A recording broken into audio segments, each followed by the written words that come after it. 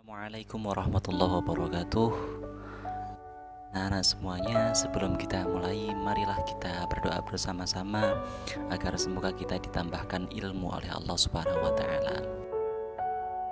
Anak-anak semuanya,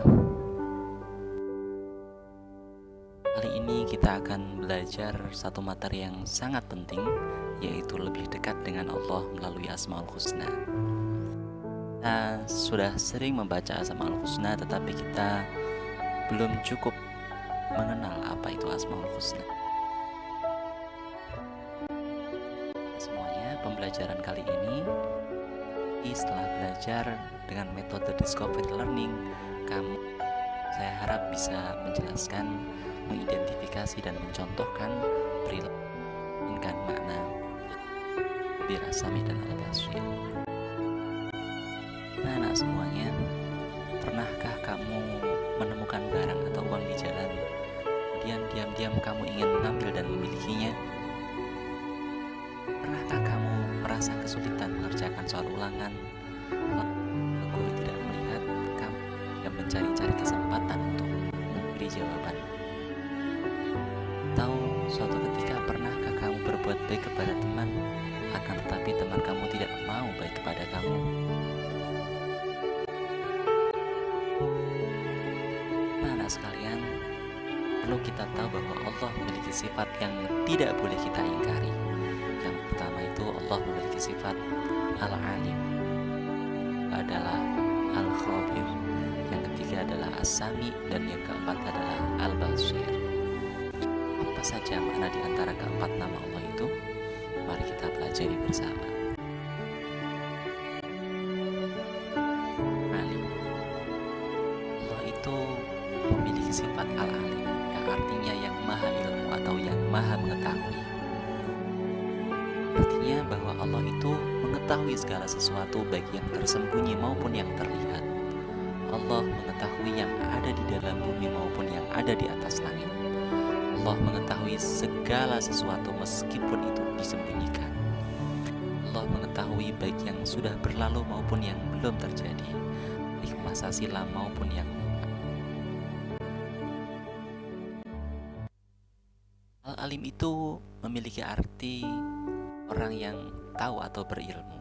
Kalau dinisbatkan kepada Allah, berartinya yang maha ilmu, artinya maha tahu segalanya, mengetahui. Artinya Allah itu maha mengetahui segala sesuatu. Karena itu Allah juga menyukai orang-orang yang berilmu. Bahkan dalam sebuah hadis bahwa mencari ilmu di waktu pagi dan sore itu lebih baik daripada dunia dan seisinya. Yang kedua, arti dari Al-Alim adalah Allah maha mengetahui segalanya. Ini yang luput dari pengetahuan Allah. Tidak ada satu hal tersembunyi pun kecuali Allah pasti mengetahui.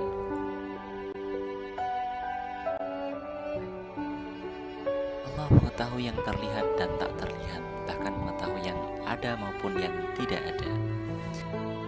Mengetahui sesuatu yang disembunyikan, seperti di dalam Al-Quran, Allahu alimun bisudur. Allah maha mengetahui isi hati. Allah mengapa ketika kita berbohong sekalipun, baik kepada orang tua, kepada teman, ataupun kepada guru sekalipun mereka tidak tahu, Allah tetap mengetahui. Kita mungkin bisa membohongi manusia, tetapi kita tidak mungkin membohongi Allah. Karena itu ceroboh sekali seseorang ketika ia beranggapan bisa membohongi orang lain tanpa menyadari bahwa sesungguhnya ketika itu Allah mengetahui kebohongannya.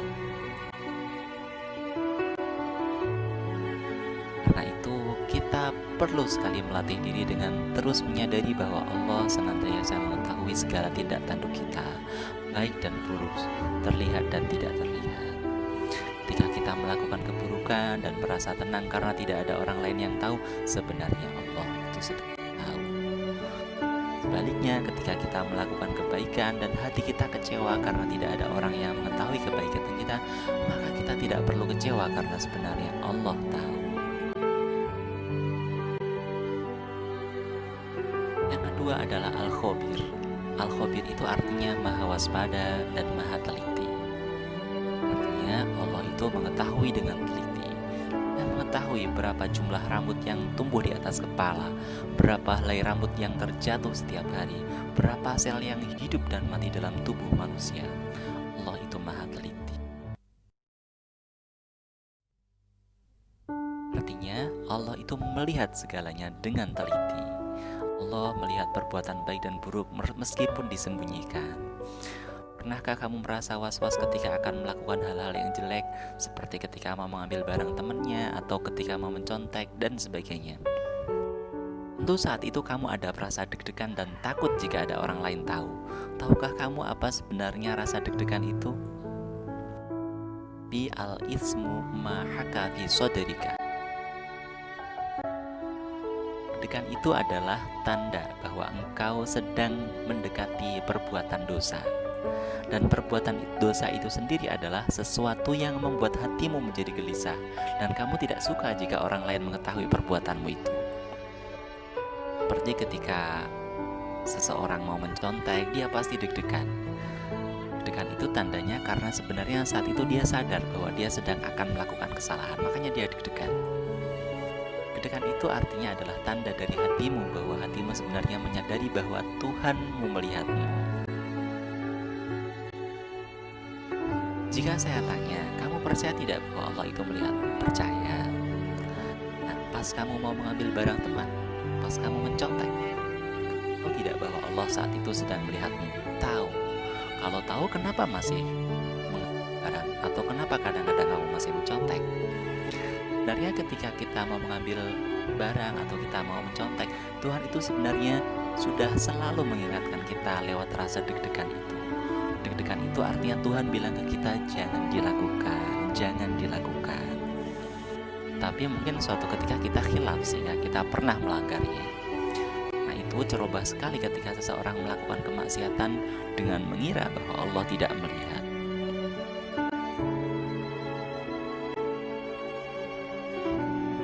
Allah juga punya sifat as-sami. As-sami itu artinya yang maha mendengar.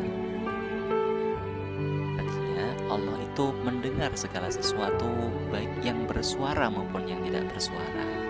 Allah mampu mendengar bisikan bahkan sampai seekor semut, bahkan suara hati manusia yang tidak ada suaranya. Bahkan Allah juga mampu mendengar rintihan sebongkah batu, tangisan sebongkah batu. Berikutnya adalah Al-Basir. Basir itu artinya maha melihat dan maha memperhatikan. Artinya Allah itu melihat segala sesuatu, baik yang ada di bumi maupun yang di langit, baik yang terlihat maupun yang tak terlihat, baik yang sudah berlalu maupun yang belum terjadi, baik di masa silam maupun masa yang Allah maha melihat kebaikan meskipun disembunyikan. Pernahkah kamu merasa kecewa karena telah melakukan kebaikan tetapi kebaikan kamu tidak dihargai? Pernahkah kamu kecewa kepada temanmu karena kamu telah berbuat baik tetapi dia tidak gantian berbuat baik kepadamu? Nah, ada satu cerita dari seorang teman yang mengeluh karena ia selalu dimaki-maki oleh mertuanya. Tidak hanya itu, si mertua juga sering cerita ke tetangga-tetangga seakan-akan dia tidak pernah melakukan kebaikan apa-apa, seakan-akan semua kebaikan-kebaikannya tidak ada artinya. Kemudian saya bilang kepadanya, jangan kecewa, Allah itu maha melihat. Walaupun orang tua kamu tidak melihat, tetapi Allah maha melihat. Lebih baik mana kebaikan kamu dilihat oleh orang tuamu, oleh teman-temanmu, oleh mertuamu, oleh tetangga-tetangga, atau kebaikanmu dilihat hanya oleh Allah dan Rasulnya serta semua orang mukmin? Tidak masalah seandainya mertuamu atau mungkin teman-temanmu atau mungkin atasanmu tidak melihat kebaikanmu. Jangan bersedih, percaya saja karena Allah selalu melihat kebaikanmu. Karena itu kita harus berhati-hati untuk menghindarkan diri dari keburukan dan jangan berkecil hati untuk tetap melakukan kebaikan. Saudaraku, Allah juga maha memperhatikan. Pernahkah kita menyadari bahwa setiap kali kita sholat, Allah selalu memperhatikan kita? Betapa jahatnya kita, Allah yang maha besar, maha tinggi, maha agung, dengan seksama memperhatikan kita, melihat hati kita, tetapi dengan tanpa dosa, kita sholatnya cepat-cepat tanpa pernah memperhatikannya. Pernahkah kita menyadari ketika kita sedang berdiri melaksanakan sholat, Tuhan memperhatikan kita dan berkata, "Hambaku sedang menghadap kepadaku, maka aku pun menghadapkan diriku padanya." Tetapi dengan tanpa dosa, kita sholatnya tidak memperhatikannya dan malah banyak memikirkan hal lain selain dirinya.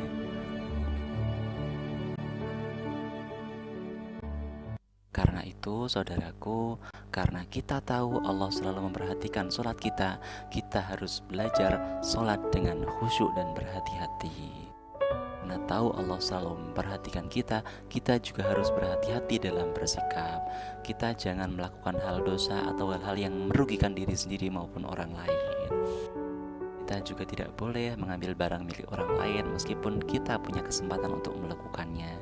Dan meskipun tidak ada yang melihatnya, tetapi kita harus selalu ingat bahwa Allah selalu melihat kita. Kita tidak boleh mencontek meskipun Pak Guru tidak melihatnya, tetapi Allah selalu melihat kita.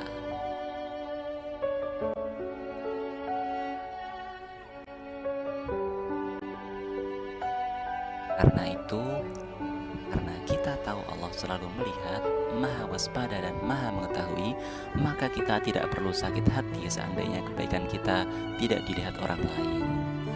Ketika ibumu atau Pak Guru tidak melihatmu sudah belajar, kita tetap belajar karena yakin Allah melihat kita belajar. Kita tidak perlu kecewa karena teman kita tidak melihat kebaikan kita, karena meskipun mereka tidak pernah tahu, Allah maha tahu dan Allah sudah selalu melihat kebaikan kita.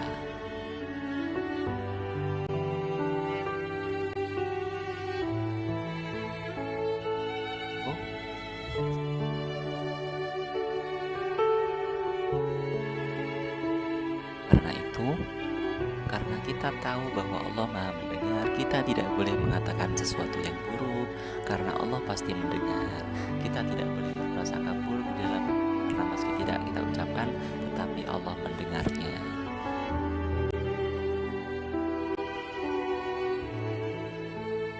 Karena itu, saudaraku, jangan berhenti berbuat baik hanya karena seseorang tidak menghargai perbuatan baikmu.